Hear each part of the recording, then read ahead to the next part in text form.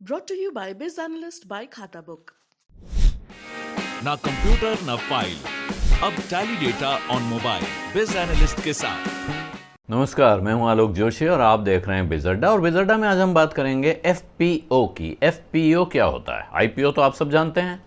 इस वक्त रुचि सोया का 4,300 करोड़ रुपए का एफपीओ खुला हुआ है। एफपीओ आईपीओ जैसी ही चीज़ है वैसे, लेकिन आईपीओ होता है इनिशियल पब्लिक ऑफरिंग, यानी जब कंपनी पहली बार बाजार में पैसा उठाने उतरती है तो उसको कहते हैं आईपीओ। और जब वो और पैसा उठाना चाहती है, कोई भी कंपनी जो लिस्टेड कंपनी है वो दोबारा पैसा उठाने आती है, तीसरी बार आती है, पांचवी बार आती है, वो कहलाता है फॉलो ऑन पब्लिक ऑफर या एफपीओ।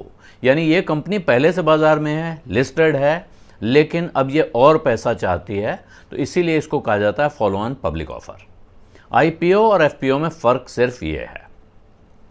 और फ़र्क क्या हो सकता है? एफपीओ में या आईपीओ में, दोनों में आपको क्या देखना है? आपको देखना यह है कि कंपनी नए शेयर इशू कर रही है या नहीं, और कंपनी अगर नए शेयर इशू कर रही है तो वो किस काम के लिए इशू कर रही है, उसका इस्तेमाल क्या है। या कंपनी के प्रमोटर अपना हिस्सा बेच रहे हैं। आईपीओ में भी ऐसा होता है और एफपीओ में भी ऐसा होता है।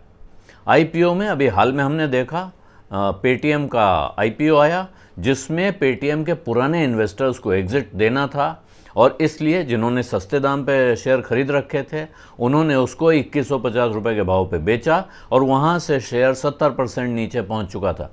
तो भारी नुकसान उन लोगों को जिन्होंने शेयर खरीदा आईपीओ में। कहा जाता है, बहुत से जानकार कहते हैं एफपीओ बहुत आसान है, क्योंकि एफपीओ में आपके सामने कंपनी का ट्रैक रिकॉर्ड है और आपको उतनी रिसर्च नहीं करनी है जितनी रिसर्च आपको आईपीओ में करनी होती है। लेकिन अब एफपीओ में भी देखिए, अभी येस बैंक का एफपीओ आया था कुछ समय पहले, जब स्टेट बैंक ने उसका मैनेजमेंट कंट्रोल टेक ओवर किया। उसके बाद बैंक को पैसे की ज़रूरत थी, क्योंकि अगर बैंक पैसा नहीं उठाता, उसकी अपनी कैपिटल नहीं होती, तो वो उससे ज़्यादा कर्जा नहीं दे सकता है। तो उस बैंक को कारोबार में बने रहने के लिए पैसा चाहिए था। उस एफपीओ में उन इंस्टीट्यूशंस ने भी पैसा लगाया जिन्होंने पहले पैसा लगा रखा था, और पब्लिक से भी पैसा लिया गया। लेकिन कंपनी ने नए शेयर इशू किए। बहुत सारे एफपीओ ऐसे आते हैं जिनमें मैनेजमेंट के लोग या प्रमोटर या इन्वेस्टर अपना हिस्सा बेच रहे होते हैं। जैसे आईपीओ में मैंने बताया, अभी पेटीएम में हिस्सा बेचा पुराने इन्वेस्टर्स ने, ऐसे कभी कभी एफपीओ में भी होता है। दूसरी वजह से भी बहुत सारे बड़े इन्वेस्टर, समझदार इन्वेस्टर एफपीओ करने वाली कंपनी को अच्छा नहीं मानते हैं।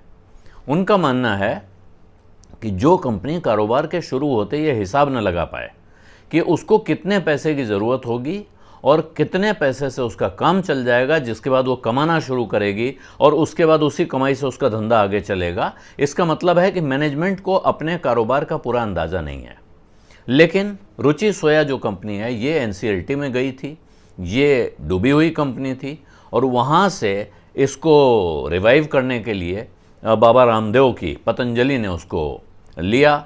जब इसके सारे पुराने कर्जों की वजह से कंपनी डूब रही थी, उसके बाद ये जो एसेट रिकंस्ट्रक्शन वाला काम है उस अंदाज में इस कंपनी को लिया गया है, और कंपनी में लगभग 99% हिस्सेदारी पतंजलि की है। तो 99% हिस्सेदारी किसी की रह नहीं सकती है। लिस्टेड कंपनी का नियम है कि 25% हिस्सेदारी पब्लिक के पास होनी चाहिए, ज़्यादा से ज़्यादा आप 75% रख सकते हैं। अब इसे रखने के दो तरीके हैं। या तो आप अपने 99%, 98.9% आज की तारीख में बताई जा रही है, उसमें से आप उतना हिस्सा बेच दें कि वो 75% पे आ जाए, या आप पब्लिक को नए शेयर इशू कर दें ताकि पब्लिक की हिस्सेदारी अपने में बढ़ जाए और आपकी हिस्सेदारी का अनुपात कम होता जाए। तो ये दोनों तरीके हो सकते हैं। अगर कंपनी नए शेयर इशू करके हिस्सेदारी बढ़ा रही है पब्लिक की और प्रमोटर की कम कर रही है, तो उसमें लाभ ये है कि पैसा कंपनी की जेब में जा रहा है, प्रमोटर की जेब में नहीं जा रहा है। लेकिन अगर प्रमोटर अपने हिस्से के शेयर बेच रहे हैं तो वो पैसा प्रमोटर की जेब में जा रहा है, वो कंपनी में धंधा बढ़ाने के काम में लगेगा नहीं। प्रश्न ये है कि आपको उस कंपनी में देखना क्या है। मैं इस वक्त रुचि सोया के इशू की एनालिसिस नहीं कर रहा हूँ, इसलिए उसकी बारीकी में नहीं जाऊँगा, वो देखना आपका काम है। अब आपको एफपीओ में या आईपीओ में, दोनों में ये बात ध्यान से देखनी है कि पैसा कहाँ जा रहा है। जो पैसा आप लगा रहे हैं कंपनी के पास या प्रमोटर के पास या इन्वेस्टर के पास, और अगर पैसा कंपनी के पास जा रहा है तो कंपनी उसका इस्तेमाल क्या करने जा रही है? क्या कंपनी कर्जा चुकाने के लिए उसका इस्तेमाल करने जा रही है?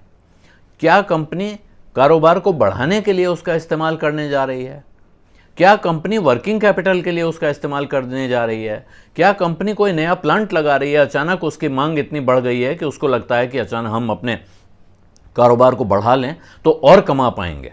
तो ये ध्यान देना ज़रूरी है और ये ध्यान आपको आईपीओ में और एफपीओ में बराबरी से देना पड़ेगा। जो लोग कहते हैं कि एफपीओ में रिसर्च कम करने की ज़रूरत है, मुझे लगता है वो थोड़ा खामख्याली में है। तो बिज़ अड्डा में आज इतना ही। अब इजाज़त दीजिए। धन्यवाद। नमस्कार।